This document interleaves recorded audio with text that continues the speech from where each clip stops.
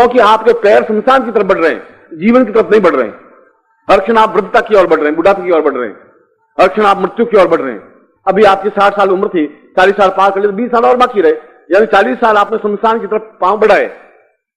और शास्त्रों में कहा मृत्यु और माम अमृतम गमय, मृत्यु से अमृत्यु की ओर बढ़ना है। शास्त्र तुम्हारा ये कह रहे हैं, और तुम अमृत्यु से मृत्यु की ओर बढ़ रहे हो। शास्त्र कह रहे हैं तुम अत्यधिक सौंदर्य युक्त बने, और आप असौंदर्य युक्त बनते जा रहे हैं। झुर्रियां पड़ती जा रही हैं, बाल सफेद होते जा रहे हैं, तनाव बढ़ता जा रहा है, चेहरे पर मुड़नी छाती जा रही है, और एक कसमसाहट है, एक वेदना सी है, क्योंकि आपको रास्ता मालूम नहीं है कि फिर दूसरा रास्ता कौन सा है, कैसे चले उस रास्ते पर। आप तो अभी कहकर चले जाएंगे कि अच्छा उस रास्ते पर चलो जहां अमृत है। अब उस रास्ते पर चले कैसे, जब हमारे पास आर्थिक संपन्नता ही नहीं है तो उस रास्ते पर कैसे गतिशील हो। आपके पास आने के लिए भी 1000 रुपए कम से कम खर्च होने चाहिए, और आपको मालूम होना चाहिए 1000 रुपए का हमारे जीवन में बहुत महत्व है। मैं आपकी स्थिति को समझ रहा हूं,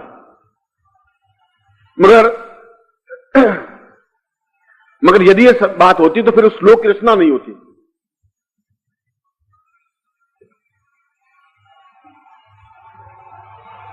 और मेरा जीवन तो 100% शास्त्रों के सम्मत के आधार चल रहा है।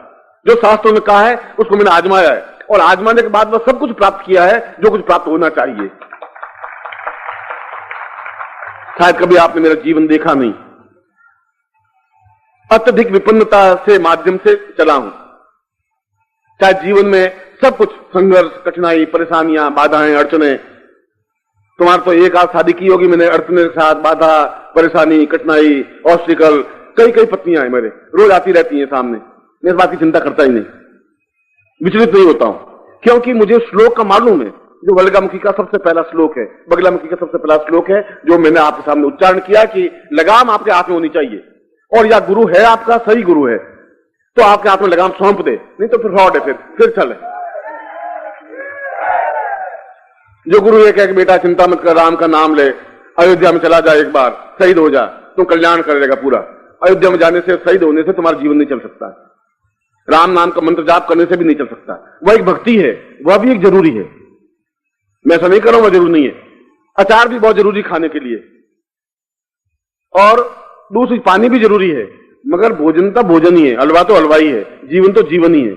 ये नहीं कि जीवन खाली रोटियां खाते रहे, हलवाई खाते रहे और पूरी पास में नहीं हो तो जीवन का आनंद नहीं रहेगा।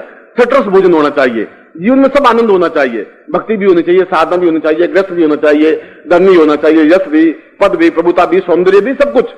और सब कुछ है तो फिर जीवन है, और जीवन है तो वो आपके हाथ में लगाम है, और ऐसा लगाम यदि समर्थ गुरु है तो आपको समझा सकता है, दे सकता है। आप तो 40 साल की उम्र में मेरे अलावा भी कई हरिद्वार गए होंगे, मथुरा गए होंगे, काशी गए होंगे, और शिविरों में गए होंगे, कई जगह गए होंगे, मगर ऐसी तीखी बात आपको कहा ही नहीं होगा। कहा होगा कि बच्चे चिंता मत कर, सब ठीक हो जाएगा, भगवान का नाम ले, भगवान सब देख रहा है, घबराने की जरूरत नहीं, एक न एक दिन तो ठीक जरूर हो जाएगा।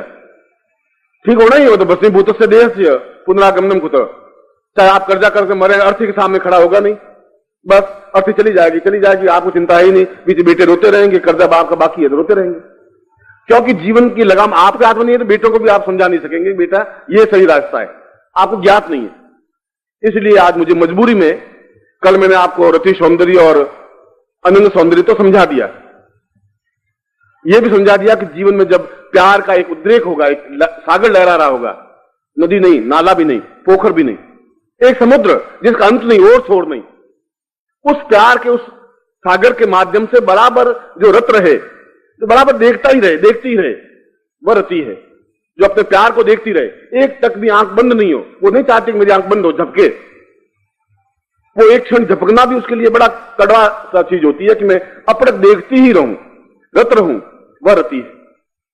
और जो अपने आप में संपूर्ण अंग के प्रत्येक रोम रोम से सौंदर्य युक्त हो, वह अनंग है, जो अपने सामने है तब भी, नहीं है सामने तब भी।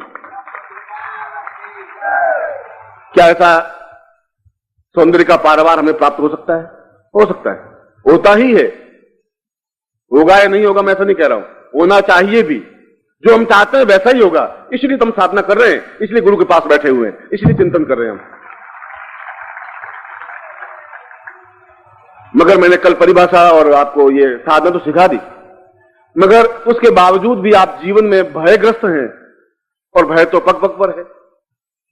इसलिए श्लोक में उसने कहा कि रूपम च यौवम, आपका यौवन है, आपका रूप है, आपका सौंदर्य है, सब कुछ बेकार हो जाता है यदि आपके मन में भय है। तो आप नहीं निकल पाएंगे, आप कुछ कर भी नहीं पाएंगे। अर्धम अफसर का भय कि सस्पेंड कर देंगे तो क्या करेंगे, भय। लड़की बाहर से निकले कि पापा आएंगे बहुत डांटेंगे, बाहर नहीं जाए। अब तुम बन ठन करके बाहर में निकल क्योंकि ठीक नहीं है तो गड़बड़। अब रति सौंदर्य दिया भी हो, क्या काम का वो कोने में पड़ा रहा। तो बेटी रती है, बहुत सुंदर रती है, बाप के तुम बाहर मत जाना, सड़क पर नहीं जाना। और बेचारा सही कह रहा है, बाहर जाए तो सैकड़ों लोग और समस्याएं, सीटियां बजाएंगे और फिक्रे कसेंगे। और भयग्रस्त आरक्षण, वह भी भयग्रस्त, बाप भी भयग्रस्त, मां भी भयग्रस्त। पैसा है तो तकलीफ, गवर्नमेंट की इनकम टैक्स की, सेल टैक्स की, सारा एक किसी समय एडक जमदूत आके खड़े हो जाएंगे तो प्रॉब्लम, नहीं है तो प्रॉब्लम। रूप है तो प्रॉब्लम, नहीं है तो प्रॉब्लम। क्या करें ऐसा, क्योंकि पूरा जीवन ही भयग्रस्त हो गया है। क्या इस भय से निर्भय बनाया जा सकता है? क्या हम जीवन में जैसा चाहें निर्भीक शेर की तरह? और शेर कभी भयग्रस्त होता ही नहीं, इसलिए उसको वनराज कहा गया है। और बहुत, चाहे हाथी हो, चाहे चीता हो, चाहे और कोई हिंसक पशु भी हो, और शिकारी जा रहा हो तो चीता एकदम से मुड़ करके भाग जाएगा, हाथी भी एकदम से मुड़ करके भाग जाएगा, शेर मुड़ के नहीं भागेगा। वो शिकारी के ऊपर झपट्टा मारते वो उधर से निकल जाएगा, इसलिए उसको शेर कहा गया है। वो घबराएगा नहीं शिकारी से, जब भय से घबराए नहीं, वह अपने आप में पौरुष है, वह मर्दान की है, वह ताकत है। क्या ऐसा? और उस भर्तृ ने एक बार कहा है कि शास्त्रे बाद भयम गुणे खल भयम काये कतांतात भयम। मैं रूपवान हूं तो मैं जरायाम भयम, बुढ़ापे का मुझे भय है। मैं पैसे वाला हूं तो मुझे राज्य का भय है। मैं बहुत जोर से बोलता हूं तो लोग कहते हैं सारा पागल है, चिल्ला रहा है, तो वो भय। मैं ढंग से बात नहीं कर सकता हूं तो भय। घर में अगर पत्नी को डांटता हूं तो भय, नहीं डांटता हूं तो भी भय। सर्वम वस्तु भयान्वितम भुवि नृणाम, सब कुछ भय से ही ग्रस्त है। वल्गाम नैवम भवम भयति, वल्गामुखी का ध्यान, चिंतन, प्रयोग और साधना निर्भय बनाने के लिए ही प्रयत्नशील है। वही एक साधना है, वही एक चिंतन है। या तो वैराग्य हो जाए आदमी, वैराग्य मेवा भयम। साधु सन्यासी लेंगे अभी क्या, चलिए दुपट्टा सारा तो ले जाए, और क्या, अगर वो सन्यासी है तो। मगर वो सन्यासी आज से 60-70 साल पहले होते थे, अब ऐसे सन्यासी रहे नहीं। और यदि आपको मैं धनवान भी बनाने की क्रिया देता हूं, संपन्नता देता हूं, और अगर जीवन में भय है, जीवन में एक डर है, मृत्यु का डर है, यौवन का डर है, बुढ़ापे का डर है, जीवन में सुरक्षा का डर है, हम सड़क पर चले हर क्षण, मौत तो 24 घंटे चलती रहती है, ट्रक के रूप में, कार के रूप में और लोगों के रूप में।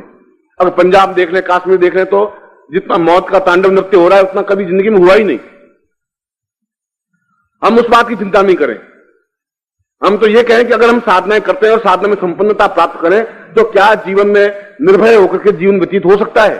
जो हमारा पड़ोसी हम पे लड़ाई झगड़ा कर रहा है, जो हम पे मुकदमे चल रहे हैं, जो हमें हरदम तनाव में रखा रहता है, हमारा प्रमोशन नहीं हो रहा है, हम कुछ कसमसा के रह जाते हैं, हम कोर्ट में नहीं जा पा रहे हैं, हम उनको सामने खड़े तन करके बात नहीं कह पा रहे हैं, हम अपनी इच्छा व्यक्त नहीं कर पा रहे हैं, हम गुर्दे के यहां पहुंच नहीं पा रहे हैं, क्योंकि भय पैसा ही नहीं है।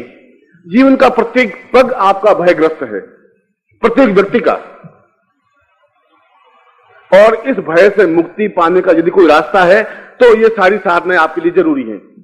यदि भय है तो ये साधना करने से होगा भी क्या, उससे क्या लाभ हो पाएगा? कुछ प्राप्त भी हो जाएगा तो आप घर में पड़ा रहेगा। अगर आपके पास बहुत बीमारी का भय है, बीमार हैं आप, और हलवा बना हुआ है तो आप खा नहीं पाएंगे, डायबिटीज हो जाएगी, वो भय है। अगर आपका गहना बना हुआ है तो आप पहन के सड़क पर निकल नहीं पाएंगे, वो भय है। जीवन में हर क्षण चोरों का भय है, डाकुओं का भय है, लुटेरों का भय है, गंदे लोग बोलने का भय है, आलोचना का भय है, निंदा करने का भय है। और श्लोक के पहले चरण में पहली पंक्ति में यही कहा है कि जो व्यक्ति भयग्रस्त है वह मुर्दा है, मगर एक उच्च कोटि का मुर्दा है। उच्च कोटि का मुर्दा यह है कि वो चलता फिरता मुर्दा है, बाकी तो सोने वाले मुर्दे हैं। वो सांस भी ले रहा है, मुर्दा है, चलता है। ये साधना के बड़े चमत्कार है, और कहीं ऐसा चमत्कार नहीं मिल सकता। जो भयग्रस्त है वो मुर्दा है ही, और मुर्दा है और चल रहा है, मुर्दा है और सांस ले रहा है, और हर क्षण अपने आप में दबोच रहा है। नहीं, ऐसा नहीं करना चाहिए। ऐसा कहने से अफसर गुस्से मान जाएगा। और पत्नी से भी ऐसी कुछ बात नहीं करनी चाहिए। लड़की को भी ये बात क्यों कहे, क्या फायदा है, और पड़ोसी गल्ला दे रहा है तो अपन को कुछ बोलना नहीं चाहिए। ऐसा जीवन, उस श्लोक की पहली पंक्ति में कहा है कि जीवन अपने आप में व्यर्थ है, नगण्य है। उस व्यक्ति को एहसास कर लेना चाहिए कि मेरा जीवन नहीं है। और दूसरी पंक्ति में यह कहा है कि ये नहीं है कि हम भयग्रस्त और कुछ करें नहीं, करें मगर निर्भय होकर के ऐसी साधना करें कि हरदम हमारे सामने एक सुदर्शन चक्र चारों तरफ घूमता ही रहे, हर क्षण हर क्षण ऐसी बगलामुखी देवी हमारे क्षण साथ में रहे, हर क्षण उसको देखते रहे, एहसास करते रहे। मैं जहां भी जाऊंगा, गतिशील होऊंगा, तो मुझे हरदम एक क्षण के लिए अगर मेरी पलक झपकेगी तो देखूंगा कि मेरे साथ एक बगलामुखी देवी चल रही है, हरदम सुरक्षित, हर क्षण अपने आप को मुझे सुरक्षा प्रदान करने वाली। इधर नहीं तुम्हें जाना है, आगे जाने पर ये तुम्हें तकलीफ हो जाएगी, इधर बढ़ जाना है, इधर मुड़ जाना है, तुम्हें बिलाई जाना नहीं है, जाना है या भोपाल उतरना है कि नहीं उतरना है, हर क्षण वो सावधान करेगी करेगी, क्योंकि मैंने बगलामुखी साधना की है। और जब पहले मालूम होगा तो मैं अपने आप में कॉन्शियस होकर सावधान होकर जाऊंगा। अगर मुझे मालूम पड़ेगा कल ये परेशानी आने वाली है और आज मुझे मालूम पड़ेगा तो मैं अपने आप में आएगी परेशानी, मगर मैं फेस करने के लिए तैयार रहूंगा, इसलिए कि मैंने उस साधना को संपन्न किया है, उस साधना को अपने जीवन में उतारा है। जैसे कल मैंने रति का प्रयोग आपके पूरे शरीर पर किया या उस कामदेव का प्रयोग आपके शरीर पर किया, उसी प्रकार से उस श्लोक की दूसरी पंक्ति का अर्थ यह है कि वह एक ऐसा सुदर्शन चक्र, एक ऐसी वल्गा जो आपके चारों तरफ, जीवन के चारों तरफ चले, जिससे कि आपके जीवन में किसी प्रकार की परेशानी आए ही नहीं। जब परेशानी नहीं आएगी तो भय रहेगा ही नहीं। निर्भय जीवन तो अपने आप में एक आनंददायक जीवन है, वही जीवन की मस्ती है, एक तृप्ति है, एक जीवन में छलछलाहट है, आंख में एक नूर है। ऐसा लगेगा कि जैसे इस आदमी की आंख में कुछ विशेषता है, खोखली आंख नहीं दिखेगी, सफेद आंख नहीं दिखेगी, एक गुलाबी झलक लगी हुई आंख दिखाई देगी आपको। और तीसरी पंक्ति में यह कहा है कि कोई जरूरी नहीं है कि जीवन में ऐसा चिंतन, ऐसी साधना, ऐसा मंत्र, ऐसा प्रयोग प्राप्त हो ही, फिर भी उसको निरंतर उस रास्ते पर गतिशील होना चाहिए। उनका कहने का मतलब है कि ऐसा साधु, ऐसा सन्यासी, ऐसा योगी जिसने बगलामुखी सिद्ध कर रखी हो, जिसको उसका ज्ञान हो, जो चिंतन को समझता हो, जो तुम्हें समझा सके कि तुम्हारा जीवन अपने आप में मुर्दा है। आप अपने आप को बहुत महान कह दें, आपकी मर्जी है। आप अपने आप को बहुत योगी राज कह दें, श्रेष्ठ कह दें, धनवान कह दें, आप कह दें कि मैं बहुत समाज में सम्मानित हूं, वो आपकी मर्जी है। समाज में सम्मान तो एक अलग चीज है कि आप छोटे छोटे गांव में जाएं, 50 लोग आपसे परिचित हो और आपके गले में फूलों की माला पहना दें। चाहे आप कलकत्ता जाए, बंबई जाए, चाहे भिलाई जाए, चाहे और धनबाद जाए, चाहे बिहार के किसी स्थान पे चले जाएं, मगर आपके 100-500 लोग आपसे परिचित हो ही, जहां खड़े हो आपको 1000, 10,000, 5,000 मिले ही, कोई तकलीफ रही नहीं, ऊंचे से ऊंचा अधिकारी आपके चरणों में झुके ही, आपके आंख के सामने आंख दर्द हो ही उसकी, वह निर्भय है, वह निडर है, वह शेर की तरह है, वह व्याघ्र है। और ऐसी साधना, ऐसा चिंतन, बलगामुखी, उस श्लोक का मैं वर्णन समझा रहा हूं। इसलिए समझा रहा हूं कि ये सब कुछ साधनों के आधार बेस, मैंने आपको प्रारंभ में कहा था मैं एक एक सीढ़ी आपको चढ़ाऊंगा, मैं चढ़ाऊंगा कि यह भी जीवन में उतना ही आवश्यक पक्ष है। आपके हाथ बहुत जरूरी है, पर उससे भी ज्यादा महत्वपूर्ण आंख है। आंख आपके जीवन में जरूरी है। चलो आपके पास आंख है पर माइंड आपका फेल है, माइंड आपका काम नहीं कर रहा है, तब भी कोई विकास। चलो आप माइंड और आंख दोनों आपकी सही है, पर आप सुन नहीं पा रहे हैं बिल्कुल, तभी जीवन बेकार। तीनों चीजें चल रही है पर पांवों से आप चल नहीं पा रहे, लकवा हुआ है और चल नहीं पा रहे। अब बताइए कौन सा अंग ज्यादा महत्वपूर्ण है? सभी अंग अपने आप में महत्वपूर्ण है। लक्ष्मी भी अपने आप में महत्वपूर्ण है आपके जीवन में। अगर रूप और यौवन और सौंदर्य आपके जीवन में महत्वपूर्ण है तो निर्भय होना भी जीवन में आपके महत्वपूर्ण है। और जहां निडरता है वहां अपने आप शक्तियां आएंगी ही आएंगी, वहां यौवन अपने आप में आएगा, क्योंकि वृद्धता आ ही नहीं सकती। जब मन में कोई घबराहट है ही नहीं, मन में किसी प्रकार की न्यूनता नहीं है, तो आदमी वृद्ध नहीं हो सकता, फिर आदमी मर नहीं सकता। ये निडरता का, अमृत तत्व का मतलब ये है। कोई अमृत नहीं है कोटरम दिया और आप पानी पी दिया, ऐसा अमृत का मतलब ये नहीं है। जब मन में किसी प्रकार का चिंतन नहीं है, कोई घबराहट है ही नहीं, जब घबराहट नहीं है, जब मृत्यु है ही नहीं। घबराहट का मतलब मृत्यु है, अपने आप में एकदम से डरपोक होने का मतलब मृत्यु है, पांव रुक जाने का अर्थ मृत्यु है। हम रोज सुबह उठते हैं और जिंदा होते हैं और शाम को रोज मरते हैं।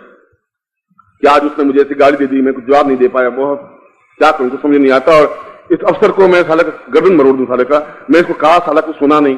रोज मरते हैं हम, और रोज रात को सो जाते हैं, फिर सुबह वापस पैदा होते हैं, रोज रात को मरते हैं। ऐसा आपका जीवन चल रहा है। और ऐसा जीवन अगर मेरे शिष्य का चल रहा है तो सही अर्थों में मैं उसको शिष्य नहीं कह सकता, वो शिष्य है ही नहीं। और यदि मैं उसको निर्भय नहीं कर सका तो फिर मैं गुरु नहीं हूं, मैं भी बेकार हूं, फिर व्यर्थ है, उससे भी अर्थ नहीं है। समर्पण होना चाहिए। समर्पण का मतलब इक्वलिटी, आप और हम दोनों बराबर लेवल पे खड़े हो तब अर्पण होगा, तब अपने आप को मैं भी आपकी जगह आके खड़ा हूं। यदि मैं 10वीं सीढ़ी पर खड़ा हूं और आप दूसरी सीढ़ी पर खड़े तो मैं उतरूं नीचे, दूसरी सीढ़ी पर खड़ा हूं, तब आप मुझे देख पाएंगे, मैं आपको देख पाऊंगा, आप मुझे समझने की कोशिश करेंगे, मैं आपको समझा पाऊंगा, तब ऐसी स्थिति होगी। और मैं आपको उस जगह आके खड़ा कर रहा हूं कि आपके जीवन का आधार क्या है। जीवन में बार बार इस प्रकार की साधना करने की जरूरत नहीं है। जीवन में तो एक बार साधना बहुत होती है। सौंदर्य साधना एक बार कर दी तो अपने आप में जीवन का एक उद्रेक होगा, यदि आपके अंदर बिल्कुल निडरता होगी। आप जाएं और छुपे जब देखें, इससे बातचीत तो करनी है मगर लोग देखेंगे क्या करें, अच्छा तो ऐसा करना ठीक, तो उस बांकुड़िया झील पे आना है, तुमसे बात करूंगा, तुम ध्यान रखना, कोई देखे नहीं, असल तुम्हारी जिंदगी क्या है, बेकार जिंदगी होगी, कोई मतलब ही नहीं है। चले बातचीत कर ली, कौन सा साला प्रलय हो जाएगा और लड़ाई झगड़ा होगा तो होगा। इससे जयकार तो बुलवाई दी पत्नी से, वो घबराने की जरूरत नहीं, भाई गुरुजी ने जयकार बुलवा दी तो अपनी जगह। एक बार 5 साल का बेटा था, अपने पिताजी के पास आया कि पिताजी मुझे चिड़ियाघर ले चलो, चिड़ियाघर ले चलो। उन्होंने क्या करेगा, मैं अब संडे नहीं, आज मुझे चिड़ियाघर ले चलो, मैं सब देखूंगा, कबूतर देखूंगा, मोर देखूंगा, बंदर देखूंगा, शेर देखूंगा। उसने कहा, जितने वाइफ घर से निकली, और तुम क्या करोगे, अभी तक 10 बज गए, तुम बाहर जा। बेटा ये शेर नहीं है, चिड़ियाघर जाके क्या करेगा, ये बैठे शेर नहीं, देख ले, मैं तो 20 साल से शेरनी को झेल रहा हूं। कोई घबराने की जरूरत नहीं है। निडरता, और निडरता तब आ पाएगी जब आपके अंदर आनंद का उद्रेक होगा, जब साधना का बल होगा। बिना साधना के बल के आप पूर्ण यौवनवान, पूर्ण स्फूर्तिवान, पूर्ण चैतन्य, पूर्ण निडर नहीं हो सकते। रोगों पर विजय नहीं प्राप्त कर सकते, आप अपने शत्रुओं पर विजय नहीं प्राप्त कर सकते। आपके ऊपर फिर मुकदमा चले और आप जीवन में उलझ से जाए, कोई मतलब नहीं है। फिर बुढ़ापा भी अपने आप में रोग है, आपका एक शत्रु है। अभाव भी अपने आप में शत्रु है। आपके जीवन की न्यूनता भी अपने आप में शत्रु है। शत्रु की कोई जरूरत नहीं आदमी शत्रु हो, निंदा भी अपने आप में शत्रु है। इन शत्रुओं पर विजय प्राप्त करने की जो साधना है उसको बलगाम की साधना कही गई है, या उसको भैरव साधना कही गई है। क्योंकि भैरव का मतलब है निरंतर आवाज करने वाला रव, बिल्कुल उसके चारों तरफ अपने आप में आपको ध्यान रखने वाला, चिंतन करने वाला, विचार करने वाला, आपके जीवन को सुरक्षा देने वाला, आपके जीवन को पूर्णता देने वाला। और ऐसा जीवन की पूर्णता उस चौथे चरण में कही गई श्लोक में कि जीवन की ऐसी पूर्णता जिसके जीवन में भी प्राप्त हो जाती है, चाहे वह पशु हो, चाहे पक्षी हो, चाहे कीड़ हो, पतंग हो, चाहे मनुष्य हो, चाहे पुरुष हो, चाहे बालिका हो, चाहे बालक हो, उसका पूरा जीवन अपने आप में संवर जाता है, एकदम अपने आप में ग्लैमरस हो जाता है, अपने आप में स्वर्णिम हो जाता है, और जीवन को एहसास होता है, वहां चलता है। उसकी चाल में अपने आप में एक जागृत चाल बन जाती है, उसके सीने में पौरुषता आ जाती है, एक क्षमता आ जाती है, बोलने में एकदम ऐसी ताकत आ जाती है कि सामने वाला दो बार सोचने के मजबूर होता है कि इनके सामने जवाब नहीं दे सकता, संभव नहीं है। एकदम से 2 बात कहेगा तो एकदम से सीने पर प्रहार करने वाला होगा, क्षमतावान होगा।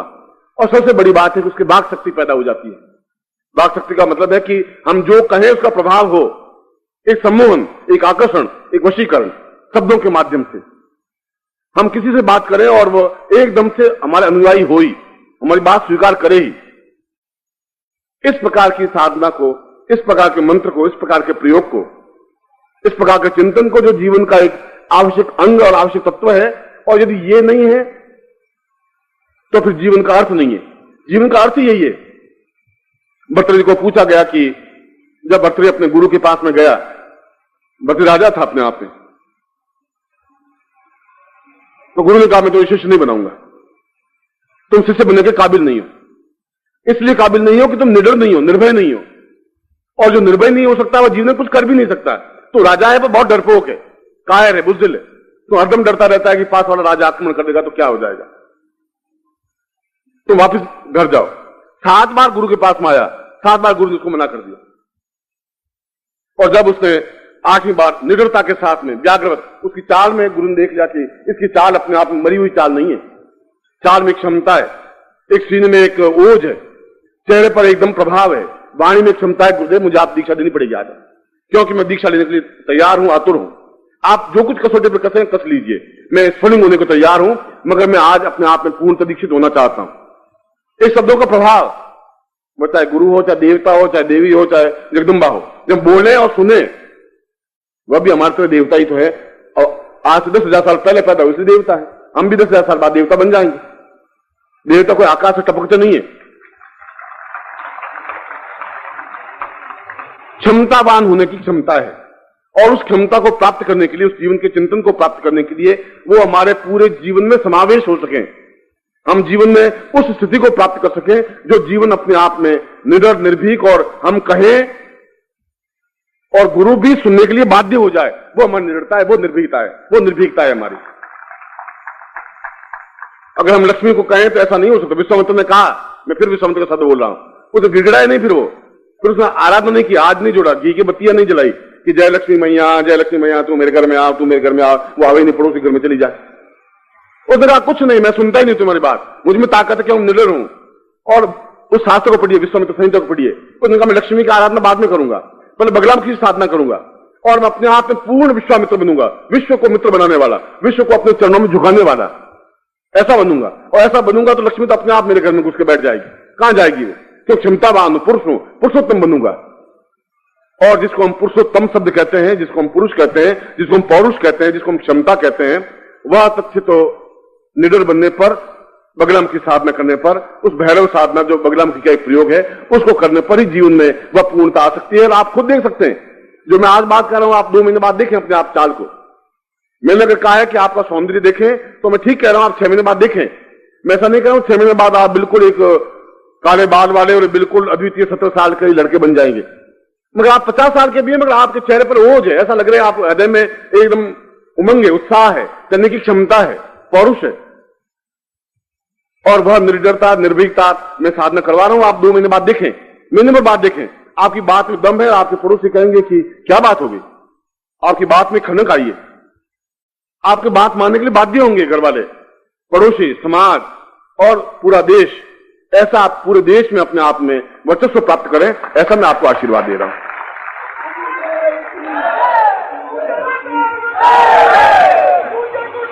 आपको जहां से प्रारंभ हुआ वहीं पर आपको आके खड़ा करता हूं कि हम छोटे छोटे पहाड़ियों पर नहीं चढ़े तो हिमालय पे चढ़े, छोटी छोटी साधना नहीं करें, करें तो अपने आप में अद्वितीय साधना करें, निडर की साधना करें, बगलाम की साधना करें, और जीवन में पूरे भारतवर्ष में सम्मानित हो, आप पूरे भारतवर्ष में विख्यात हो, पूरे भारतवर्ष में आपका नाम हो, अपने नाम सूर्य के समान आप चमके।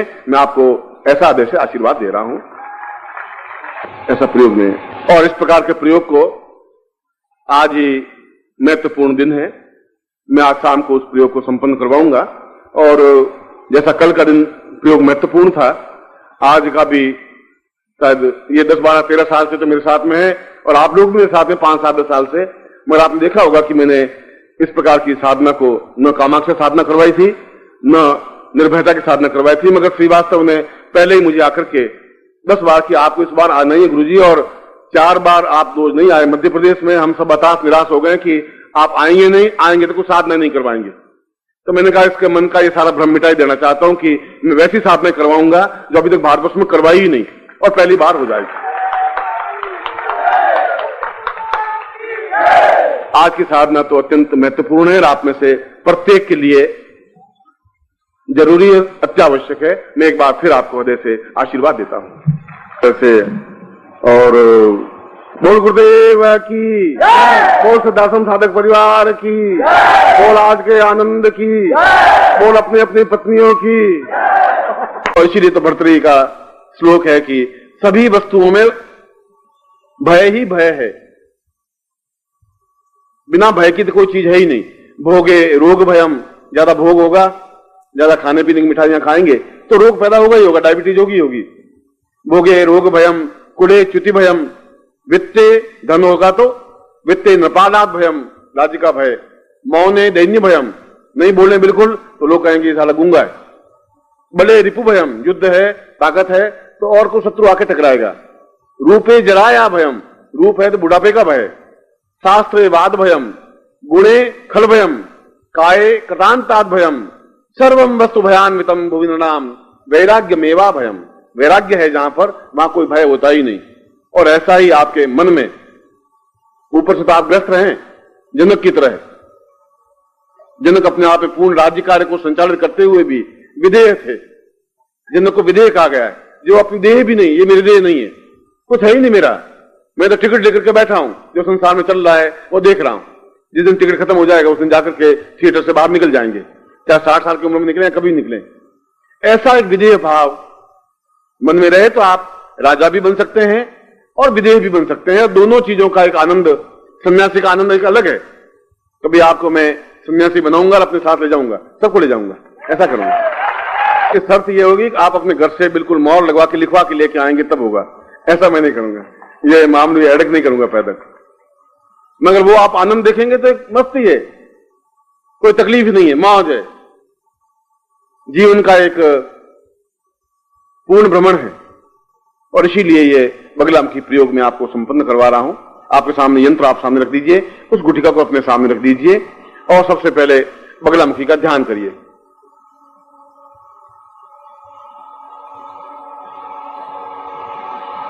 वीरोचितम हे परमार्थम बे बलगामुखी तुम परिशत्रुपीड्यम देव्योर्थवाम पूर्णमदैव चिन्त्यम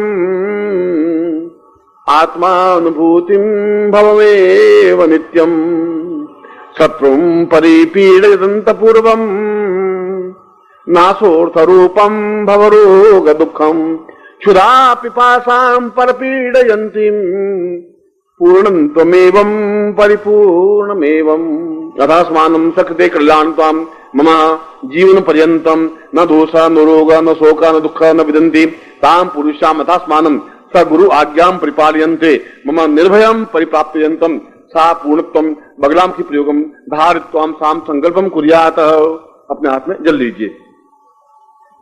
विष्णु विष्णु विष्णु भारत वर्षे बलखंडे जम्बूद्वीपे सालिमान साके बौद्धावतारे संवत्सरे संवत एको संवता 2050 आश्विन मासे शुक्ल चतुर्थायाम भौमास्य प्राप्त लक्ष्मी प्राप्त लक्ष्मी श्रीकाल संहारणम सकलम मानव काम ना सिद्धर्थम लोके वासे भैराज द्वारे सर्वत्र यश विजय लाभादि प्राप्तम सभारस्य सुपुत्रस्य सबान्वस्य अखिल कुटुंब सहितस्य सबसो समस्त भय व्याधिरा पीड़ा मृत्यु परिहार द्वारा आयु आरोग्य था अमुक गोत्रोत्पन्नो, हम गोत्र बोलिए, अमुक शर्मा हम नाम बोलिए, ताम परिपूर्ण यंत्रम ताम बगलामुखी तुम तुम्हारी छोड़ दीजिए।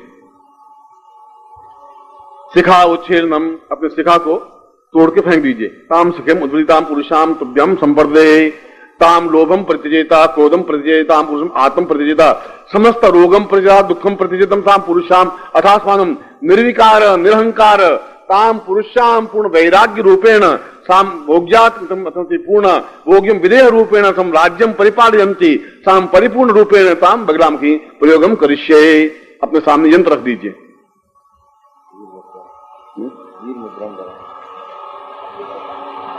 तेत्रौ सा पुरुषाम अथास्मानम सा आसनम परिपालयन्ति। वीर मुद्रा में बैठिए। और वीर मुद्रा का मतलब है एक घुटना टेका हुआ और एक घुटना हनुमान जी की तरह बैठे हुए। बायां घुटना जो है वो बिल्कुल मुड़ा हुआ, दाहिना घुटना बिल्कुल सीधा, उसके ऊपर हाथ रखा हुआ।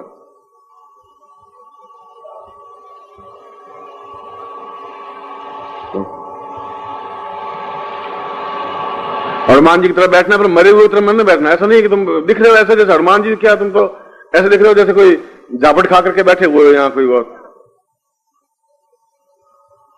क्या बाहर की तरह एकदम बैठी है हनुमान जी की तरह भी छलांग लगाने को सीता जी को उठा के ले आना। कहीं बैठी हो, कोई हो, आप सीता जी को उठा के ले आना, कहना ये सीता जी गुरु जी, बस, और मैं ले जा रहा हूं। राम जी बैठा, आप तो ही रहे, बस आप ले जाना अपने आप। अब मैं 3 बार ओंकार की ध्वनि करूंगा और ओंकार में आप दोनों हाथों से जैसे हुम करते हैं ना, ऐसा बोल, ओम हुम हुम हुम, जोर से।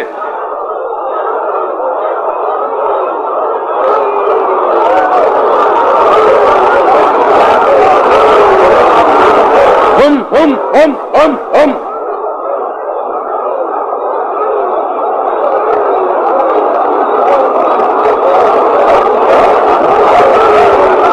और जोर से करिए।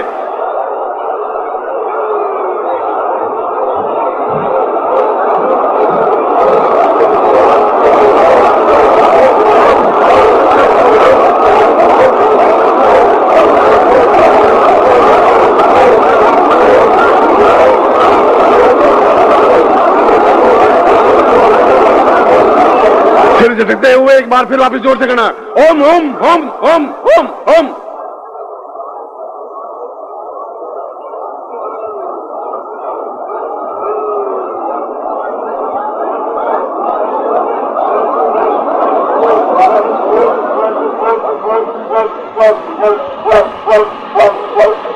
अब मेरे साथ आप ओम की ध्वनि करेंगे।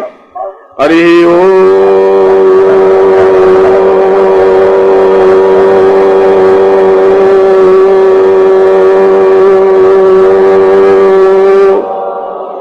दूसरी बार एक बार हरि ओम।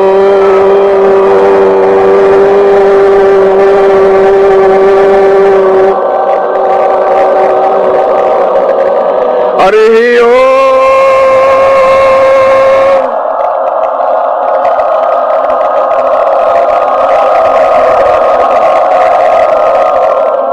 तत्रादु पूर्ण शांति पूर्ताम एतस्मानं सा वीर मुद्राम प्रार्थी सा पुरुषाम एतस्मानं बजरंग सा पुरुषाम सा चिंत्यामि महा बगलामुखीं ध्यायेत सा पुरुषाम एतस्मानं संकल्पाम पुरुषाम सा चिंत्यामि कल्याणताम ह्रीं प्रसादभ्यम संवर्धे वाम हस्तेन बगलामुखी यंत्रम धारयेत।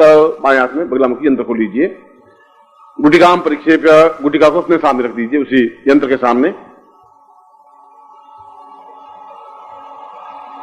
ये मंत्र सिद्ध यंत्र है। आप केवल यंत्र के सामने दृष्टि रखेंगे और पलक झपकाएंगे नहीं। मैं उस मंत्र का उच्चारण करूंगा जिस मंत्र के माध्यम से बगलामुखी नित्य और प्रतिक्षण उस साधक के समीप साथ में रहती ही है और नित्य मार्गदर्शन बराबर प्रतिक्षण देती ही रहती है। और जीवन का एक बहुत बड़ा महत्वपूर्ण बिंदु है कि जहां प्रत्येक क्षण हम सुरक्षित प्राप्त कर सके, न अकाल मृत्यु हो, न परिवार की अकाल मृत्यु हो, न कोई रोग हो, न बीमारी हो, न कोई तकलीफ हो। इसलिए बाएं हाथ में लीजिए और बिल्कुल उसके ऊपर अपलक देखते रहिए, पलक झपकाइए मत और हिलिए मत और वीर मुद्रा में बैठना है। हिलेंगे नहीं आप, बिल्कुल नहीं हिलेंगे। निष्कंप, जैसे दीप शिखा होती है, हिलती नहीं है, ऐसे। और मंत्र बोल रहा हूं, आपकी नजर बिल्कुल यंत्र पे रहेगी। ओम हलीम बगलामुखीं सर्वदुष्टानां वाचम मुखम पदम स्तंभया जिह्वाम कीलया बुद्धिम विनाशय हलीम हलीम मिलीम मिलीम सा पुरुषाम स्वाम ज्वला ज्वला प्रज्वला प्रज्वला नाशय नाशय मम शत्रुन नाशय साम रोगम नाशय साम पुरुषाम अतस्मानं शत्रु पीड़ पीड़ साम नाशय साम पूर्ण विजय प्राप्ता निमित्तम स चिंत्यम हलीता पुरुषाम अतस्मानं ज्वला प्रज्वलम प्रज्वला सा ऐं ह्रीं चामुंडा विच साम ज्वला ज्वला प्रज्वला प्रज्वला एतसा कृतिम कल्याणम कल्याण समुदिव्या दीप्तिं साम पूर्वौ सां अंगां इंग इंग साम ह्रीं ह्रीं साम पुरुषाम रसदे कं खं चिंतां गंगा पुरुषं कंकालिनी सा पुरुषाम खम खड्गधारिणी सा पुरुषाम तस्म गंधारिणी सा पुरुषाम तस्मिंगंधाति पुरुषाम तं चंचल नेत्रा सा पुरुषाम अदास्म गंधर्व रूपेण सा चिंत्यामि कल्याण तौ सा टंकारिणी सा पुरा तं तौ पुरुषाम सा दीर्घे यथास्मानं शक्ति कल्याणताम पूर्ण टंकार रूपेण सा पूर्वा अदास्मानं सा दीर्घो अथास्मानं शक्ति कल्याणताम नेतुर्भवासिदाम सा पुरुषाम अथास्मानं ऐं ह्रीं चामुंडा विच्चै सा ज्वला ज्वला प्रज्वला प्रज्वला ह्रीं चामुंडा विच्चै सा पुरुषाम अथास्मानं ज्वला मज्वला ताम पूर्वा दीर्घा अथा स्थानं विश्वलाक्षी सा पुरुषी ताम भैरवा भवानी भद्रे अकालिनी सा चामुंडा विच्चन सा पूर्वा अदास्मानं स शत्रून् परिपीडयन्ति सा पूर्वा सा धूम्रवर्णे सा नेत्रलोचने सा पुरुषाम अदास्मे बगलामुक्षे साम प्रतिक्षण प्रतिक्षण सा मम शत्रून् परिपीडयन्ति मम पूर्ण सिद्धि प्राप्ता निमित्तम सर्व सिद्धि प्राप्ता निमित्तम सर्व सुखा सौभाग्य प्राप्ता निमित्तम मम जीवन मम परिवार सा पुरुषाम तस्मानं सर्व शत्रुन् निमर्दय सा पुरुषाम तस्मा सुखा पुरुषाम साम रक्ष रक्ष माम रक्ष त्रैलोक्य रक्षकम मा पुरुषाम अभाव परिवार रक्षणता पुरुषम पुत्र रक्षताम पौत्र रक्षणम म पति रक्षणम भार्या रक्षतु समस्त रक्षणाम रक्षणाम पुरुषाम तस्मानं स चिंत्यामि कल्याणताम सा पुरुषे मम हरे धारित्वाम सा तुभ्यम समर्पयेत। अब दाहिना हाथ इसके ऊपर वापिस ढक दीजिए उस यंत्र के ऊपर और अपने परिवार के नाम लीजिए, जो आपके परिवार का नाम आपको याद हो। अपना पुत्र, अपनी पत्नी, अपनी बहू, माँ बाप जो जीवित हो और आपके परिवार में हो, उन सबके नाम लीजिए जिससे कि उनको सुरक्षा रक्षा प्रयोग हो सके पूर्ण। और मैं मंत्र बोलूंगा, आपने नाम बोलेंगे। एतस्मानं शक्ति कल्याण, आपका खुद का भी ताम परिपालयन्ति सा चिंत्यम कल्याणताम दीर्घो तस्मानं सा नेतुर्भवास्ताम मम साम विविध गोत्रेभ्यो विविध नामेभ्यो पूर्ण परिवार रक्षताम पुरुषम रक्षे रक्षेणा पुरुषाम एतस्मानं पूर्ण रक्षात्मकम सा चिंत्यामि कल्याणताम नेतुर्भवास्ताम मम शत्रून् परिवृन्ति ज्वला ज्वला प्रज्वला प्रज्वला हंसम लंक्षम फट स्वाहा ताम पुरुषम धाम धीम धूम दुर्जटे पात्नी वाम भीमो वाग्दिश्री क्रांग क्रीं क्रूं कालिके देवी साम श्रींसो समुग्रूं हुं हुं हुंकार रूपिणी जन जन जन जन प्रणागिनी ब्राह्म भीम भ्रूम भैरवी भद्रेवा नीति नमोना अंकम चंटन तंपम यंसम बिंदुराज मर्दया मर्दया मलय मलय जागरे जागर थोटा थोटा दीपम दीपम पाम पिम पुम पार्थि पूर्णम खांकी खुंके जता शांशी शोषण क्रियंकारी काम रूपने बीज रूपने चामुंडाम चंड घाती च यंकारी वडाल विचेचा वदन नाम दीन दुजुटिता पुरुषाम अदास्मानम मम विद गोत्रे भ्यो नामेभ्यो ताम पूर्ण रक्षात्मकम सातभ्यम संपर्दरे।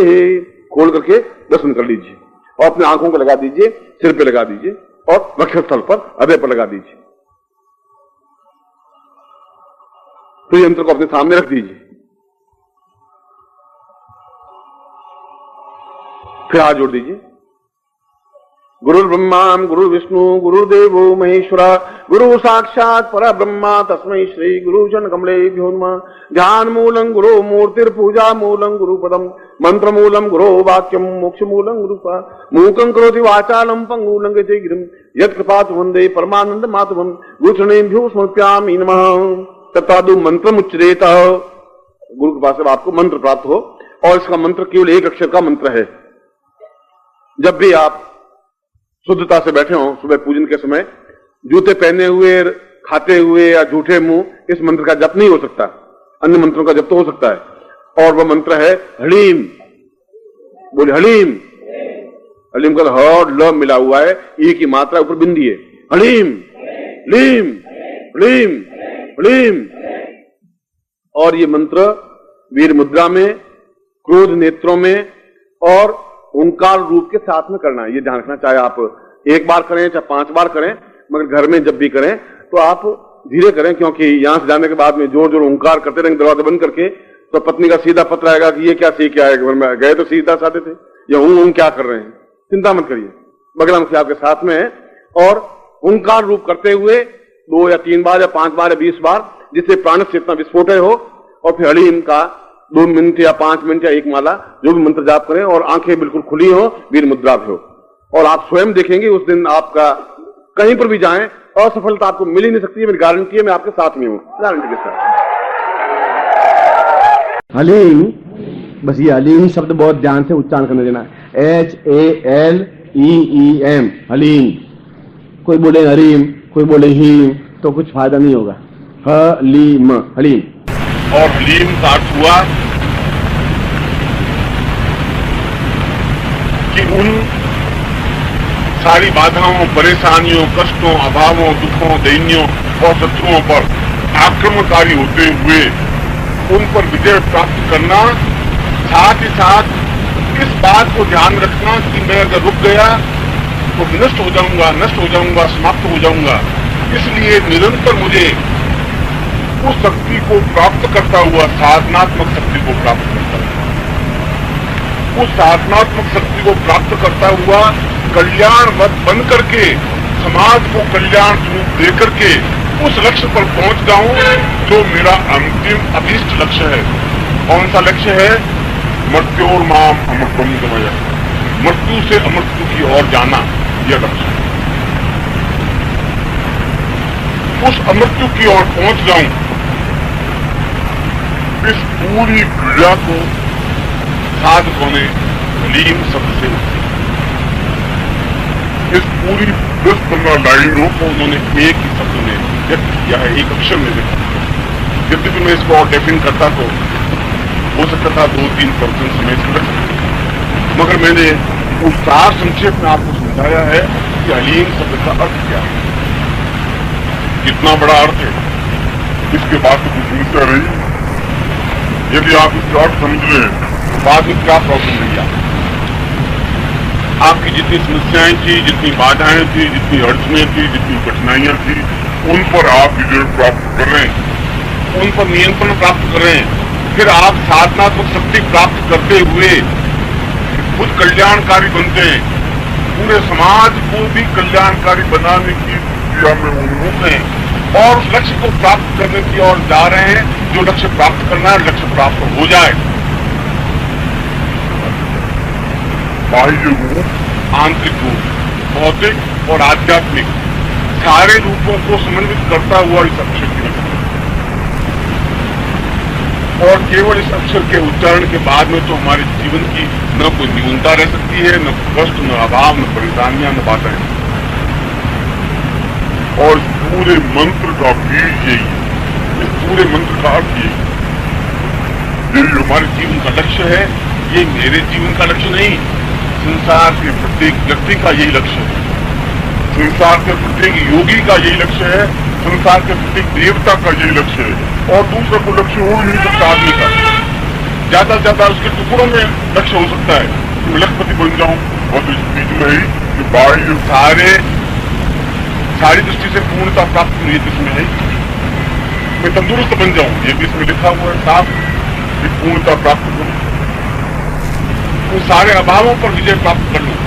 वो तुम्हारे ऋण का हो सकता है, रोग, कर्जा, समस्याएं, बाधा, पत्नी की समस्या, पुत्र की समस्या, घर की समस्या, वैभव की समस्या, विदेश यात्रा की कुछ भी बाधाएं, और उन सब पर नियंत्रण प्राप्त करूं, यानी सफलता प्राप्त करूं। और फिर मैं शक्तिवान बनूं, बिल्कुल नहीं। और शक्तिवान भी आध्यात्मिक दृष्टि से, साधनात्मक दृष्टि से, साधना में सफल होता हुआ, और उस शक्ति का उपयोग क्या करूं, खुद के कल्याणकारी और समाज के लिए भी कल्याणकारी। और फिर क्या करना है, उस लक्ष्य पर पहुंचना है जहां मृत्यु है ही नहीं, मृत्यु और अमृतम है, और मृत्यु की और हमेशा के लिए स्थिर बन जाना है। जिस प्रकार से शंकराचार्य स्थिर है, जिस पर राम, कृष्ण, बुद्ध, महावीर स्थिर है, उसी प्रकार से स्थिर है। उसके बाद, इस अक्षर के बाद न कोई मंत्र है, न कोई साधना है, न कोई क्रम है, न कोई विज्ञान है, न कोई इच्छा है, न कोई निच्छा है। इसके बाद तो कुछ है ही नहीं, क्योंकि इसने वैराग्य को भी इसमें शामिल कर दिया है। तटस्थ होकर के सोचना है कि ये तो नाशवान है, यह भी इसमें डाल दिया, छोड़ा वो भी नहीं है, पूरा भौतिक नहीं बना दिया है, आध्यात्मिक का भी पूरा जोड़ दिया, साधना को भी पूरा जोड़ दिया। एक अक्षर में कितना बड़ा विस्फोट है, कितनी बड़ी इसमें चेतना है, कितना बड़ा अर्थ है, कितना बड़ा गांधीर्य है। और इसके उच्चारण से ये सब कुछ प्राप्त हो रहा है। उच्चारण का अर्थ ये है कि मैं सब कुछ प्राप्त करूं, यह साधना है। और इस अक्षर की साधना करते ही वो सारा मशीनरी का ढांचा अपने आप में गतिशील हो रहा है, तो गतिशील हो रहा है, सब कुछ गतिशील हो रहा है। ये सारी बात जो मैं कह रहा हूं केवल इस अक्षर के उच्चारण में जो ही चाबी डाल करके थोड़ा मोड़ते हैं, पूरी कार की मशीनरी गतिशील हो जाती है। जो ही आप अपने होठों से क्लीम बोलते हैं, ये पूरी मशीनरी अपने आप गतिशील हो जाती है। पूरे एक एक पुर्जे को धक्का देने की जरूरत नहीं होती, उस चाबी को थोड़ा सा जंप देने की।